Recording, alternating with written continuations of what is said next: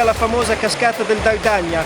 Siamo a un'ora e mezza di macchina da Bologna, vicino a Provincia. È un posto bellissimo, è un peccato che nessuno lo conosce, anzi meglio così. I turisti, Ponte di legno.